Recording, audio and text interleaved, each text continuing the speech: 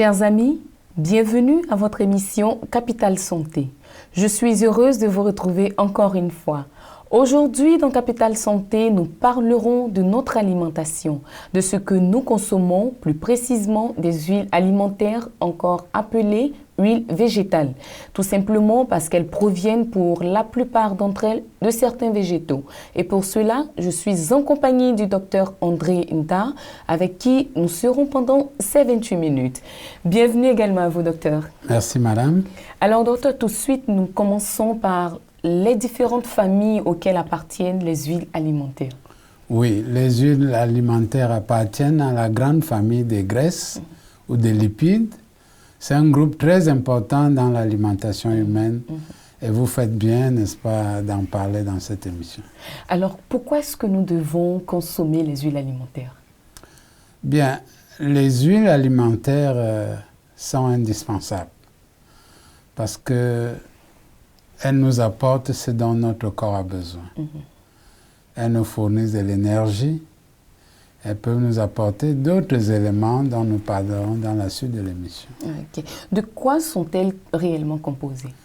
Voilà, les graisses alimentaires sont composées essentiellement d'acides gras que généralement que notre corps ne synthétise pas, ne produit pas. Et dans ce groupe, nous avons des acides gras saturés et des acides gras insaturés. Dans le groupe des insaturés, il y a les monoinsaturés et les polyinsaturés. Tout cela, c'est au niveau moléculaire. Ce n'est pas à l'œil nu qu'on voit si c'est saturé ou pas, c'est au niveau moléculaire. En plus des acides gras, les huiles alimentaires peuvent nous apporter des vitamines, E, par exemple, des antioxydants. Tout dépend de leur origine, d'où elles proviennent, et cela détermine ce que ces huiles-là peuvent contenir. Alors, docteur, qu'est-ce que c'est qu'un acide gras saturé, un acide gras polyinsaturé ou encore monoinsaturé? Oui, disons que c'est une terminologie qui vient de la chimie. Saturé, ça veut dire que tous les atomes de carbone sont liés par une simple liaison. Dans les monoinsaturés, il y a une seule double liaison entre deux carbones. Et dans les polyinsaturés, il y a plusieurs doubles liaisons. Donc, comme je l'ai dit, on ne peut pas regarder une huile et dire celle-ci est polyinsaturée ou saturée ou monoinsaturée. C'est au stade des molécules qu'on peut le déterminer. D'accord. Docteur, donnez-nous quelques vertus de ces huiles alimentaires. Bien, les huiles alimentaires ont beaucoup de vertus. Lesquelles? D'abord, elles nous donnent de l'énergie. Pour la même quantité, l'huile donne plus d'énergie que le sucre. Et également, l'huile est un constituant, les graisses en général sont des constituants des membranes de nos cellules. Elles participent à la fabrication des hormones, et parmi lesquelles les hormones qui nous permettent d'avoir des enfants. Les huiles alimentaires nous permettent d'absorber des vitamines qu'on appelle des vitamines liposolubles. Ce sont des vitamines qui ne se dissolvent que dans les graisses. C'est la vitamine A, la vitamine D, la vitamine E et la vitamine K. Quand on était étudiant, on les appelait ADEC. Le groupe ADEC, c'est le groupe qui est véhiculé, qui est dissous dans les huiles alimentaires. Voilà quelques exemples de ce que ces huiles peuvent faire dans notre corps. Ok. Alors, quel est le rôle de chacune de ces vitamines dans notre corps?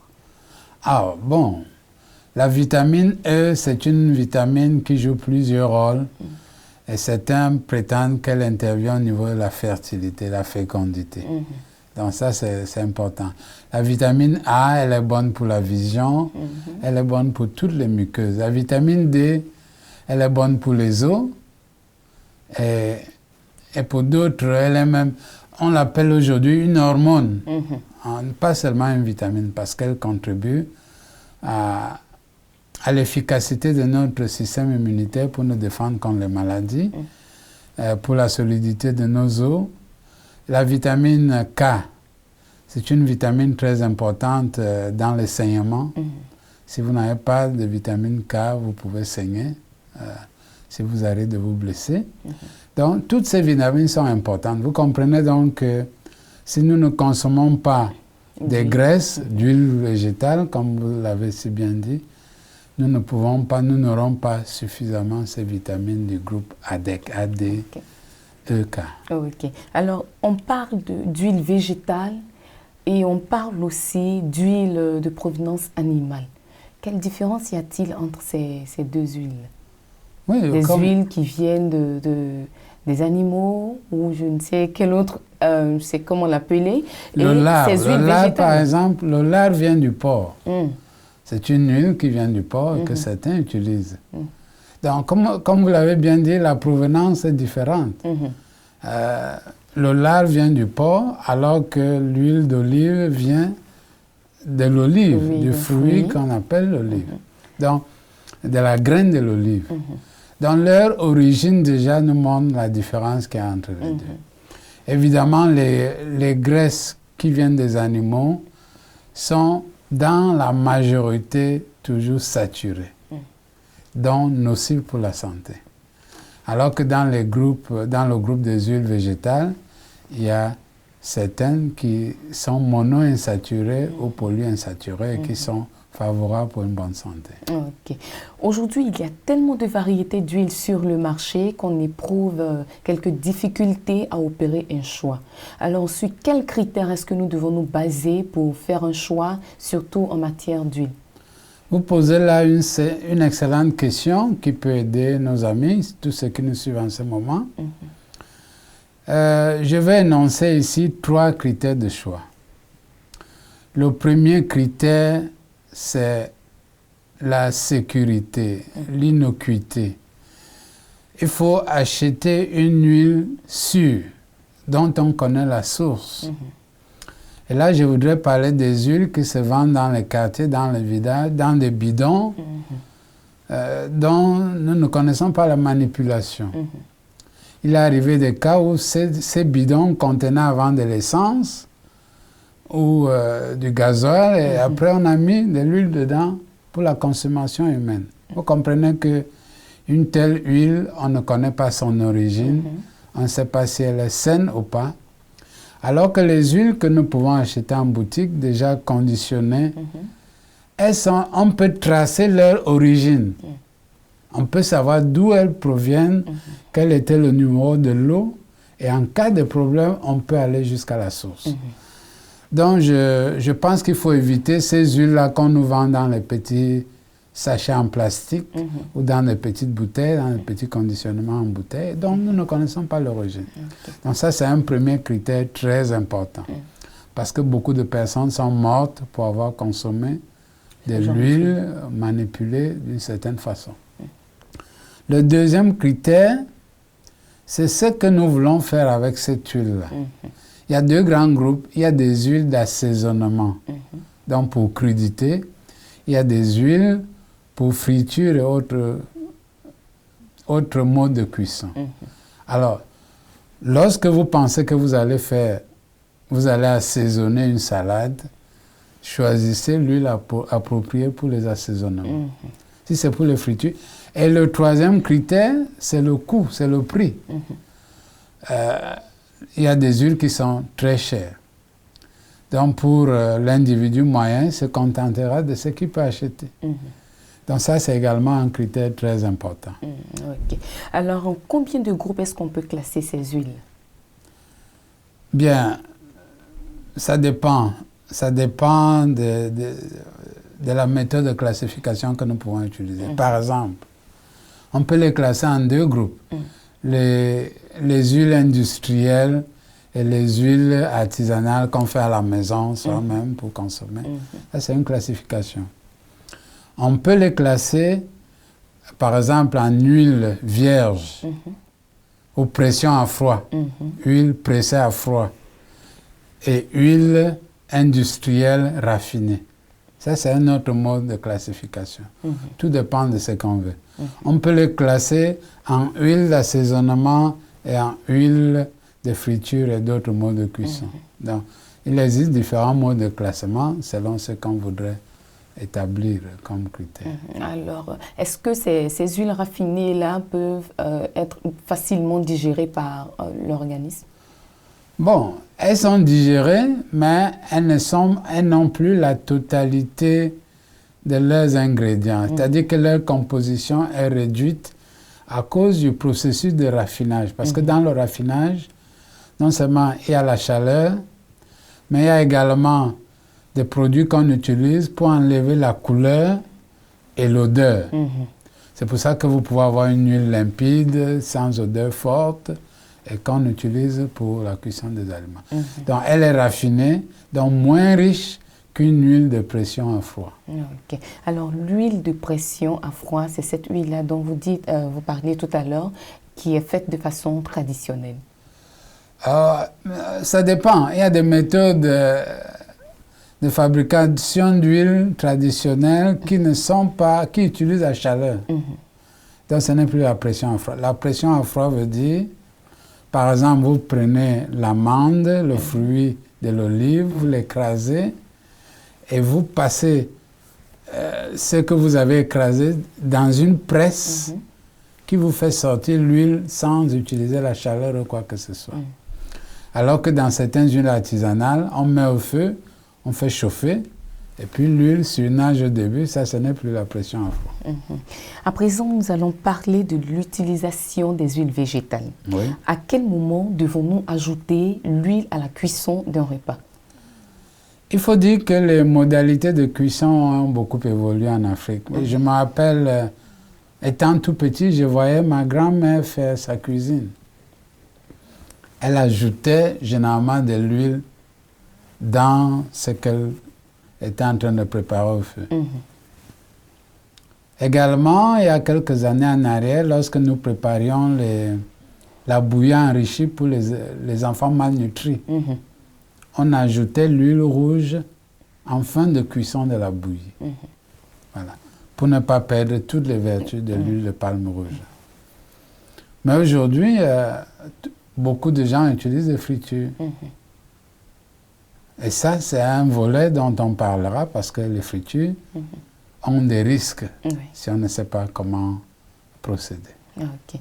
Alors, puisque vous parlez des fritures, j'aimerais qu'on aborde immédiatement ce sujet pour parler un peu de la manière dont on utilise ces huiles aujourd'hui. Combien de fois est-ce qu'on doit utiliser une huile pour la friture de certains aliments? Bien, je voudrais d'abord dire que lorsque quelqu'un fait chauffer de l'huile pour la friture, si cette huile commence à émettre des vapeurs, vous voyez une fumée monter, cette huile est devenue toxique. Elle est bonne pour en faire du biodiesel ou tout ce que le carburant bio. Donc, même quand on utilise de l'huile pour la friture, il ne doit pas avoir de la fumée qui monte de l'huile qui est en train de chauffer. Et si vous utilisez une friteuse, parce qu'on vend des friteuses, soit dans les supermarchés, si vous utilisez une friteuse, vous pouvez utiliser la même huile plusieurs fois, parce que la friteuse contrôle quand même le niveau de température. Même dans ce cas, pour la réutiliser, il faut la filtrer. Parce que lorsque vous avez frit un aliment, il reste des bouts d'aliments, des petits morceaux d'aliments dans cette huile-là. Mais ce que nous voyons généralement faire dans nos quartiers, près des écoles, je pense que lorsqu'on a fini de frire, il faut jeter. Malheureusement, là encore, jeter cette huile n'est pas une affaire facile parce que on ne la verse pas tout simplement dans un robinet, dans un évier ou bien quelque part. Il y a une manière de procéder, il faut la mettre en bouteille et la garder, si possible pour la revendre à ceux qui en auront besoin pour faire du biocarburant. Alors, parmi les variétés existantes sur le marché figure l'huile de palme. Et c'est elle qui est la plus répandue aujourd'hui. Ma question est la suivante. L'huile de palme, bonne ou mauvaises pour la santé? Bien, il est vrai qu'il y a quelques années en arrière, l'huile de palme a été victime d'une contre-publicité. Le problème de l'huile de palme, c'est qu'elle est composée de beaucoup d'acides gras saturés. Vous savez, toutes les huiles que nous pouvons consommer contiennent un pourcentage de différents acides gras, saturés, monoinsaturés ou polyinsaturés. Mais l'huile de palme a cette particularité qu'elle a beaucoup d'acides gras saturés. Alors, ce qui veut dire que théoriquement, elle peut favoriser une augmentation de quantité de cholestérol, du mauvais cholestérol dans le sang, ce qui favoriserait des problèmes cardiovasculaires, l'hypertension, les AVC. Ça, c'est un groupe qui le dit.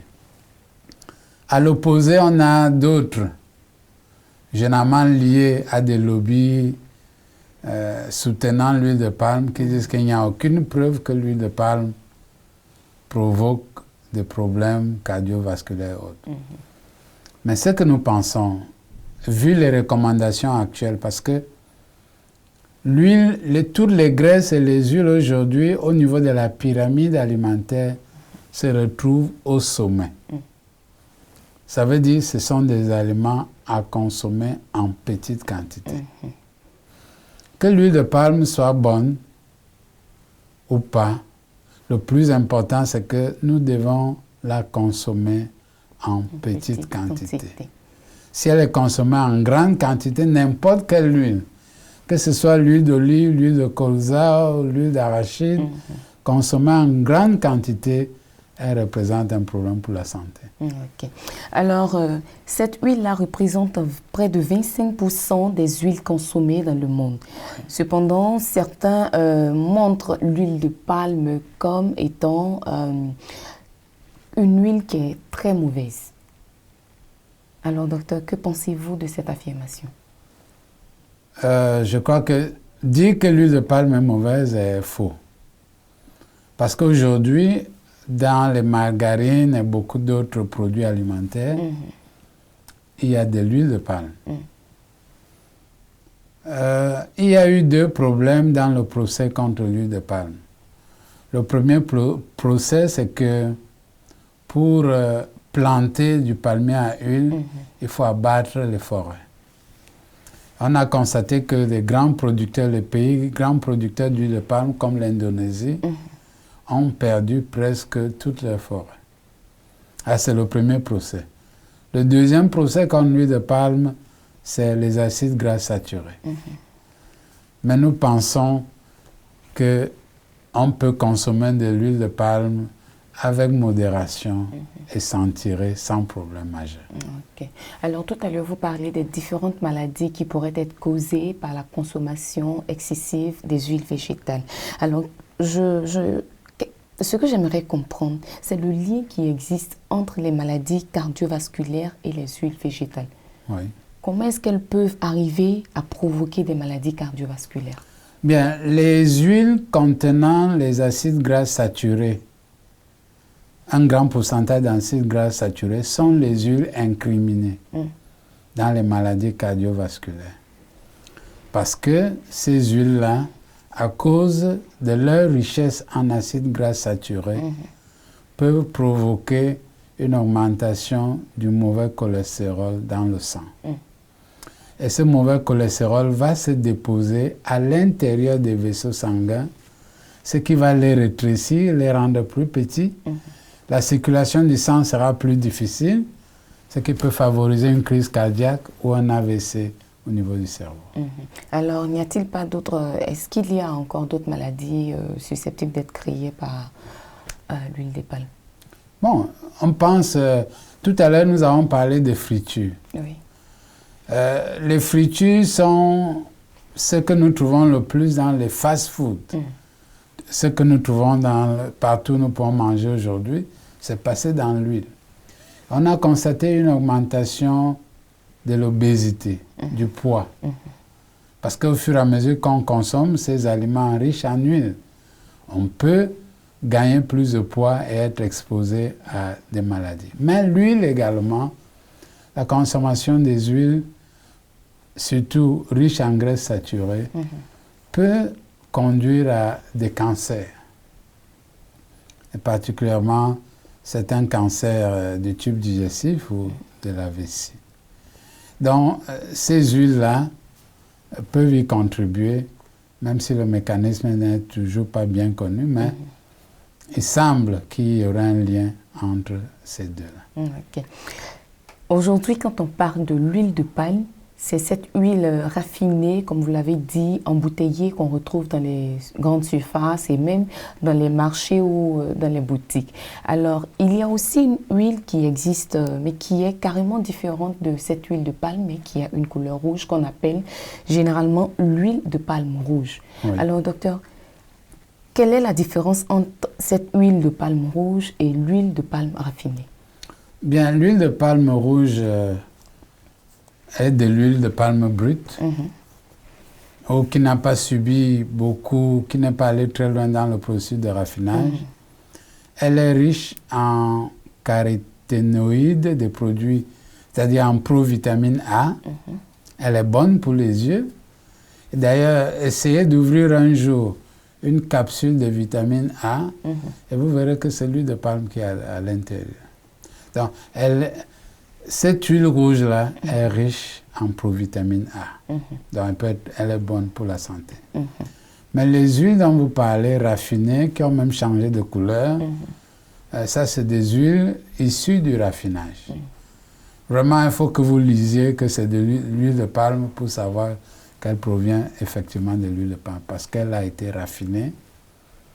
Elle est passée par plusieurs procédés qui ont enlevé l'odeur et la couleur de l'huile de palme rouge. Okay. Alors, si je vous suis bien, il vaudrait mieux consommer de l'huile de palme rouge que des huiles raffinées. C'est mon choix, mais on n'a pas toujours... les huiles rouges ne sont pas toujours accessibles à tout moment et on peut parfois douter du mode de fabrication. C'est pour ça que quand vous n'êtes pas sûr de la qualité du produit, préférez l'huile raffinée. Alors, docteur, qu'est-ce que c'est qu'une huile mauvaise et quels sont ses impacts sur la santé? L'huile mauvaise, bon, c'est vous qui le dites, ben, l'huile mauvaise, c'est celle qui contient beaucoup d'acides gras saturés. C'est elle qu'on peut appeler mauvaise, même si nous ne sommes pas entièrement d'accord avec cela. Elle est mauvaise si elle est consommée à l'excès.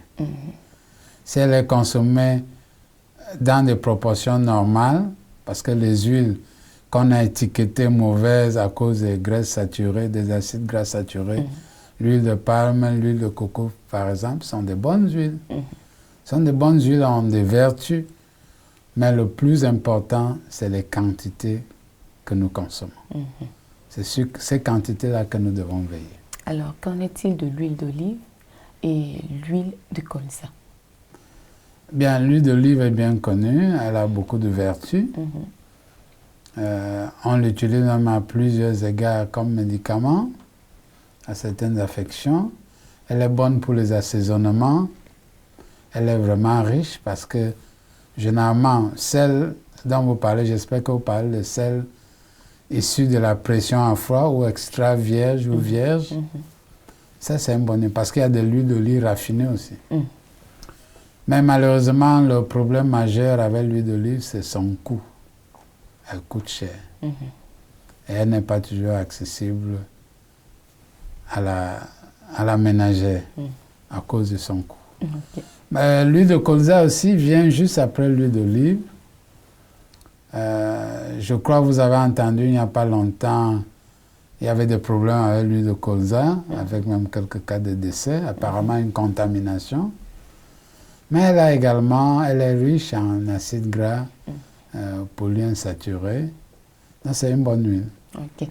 Alors, vous nous disiez un peu plus au début de notre émission qu'il y avait certaines huiles qui étaient quand même appropriées à l'assaisonnement et des huiles qui étaient appropriées à la friture de certains aliments.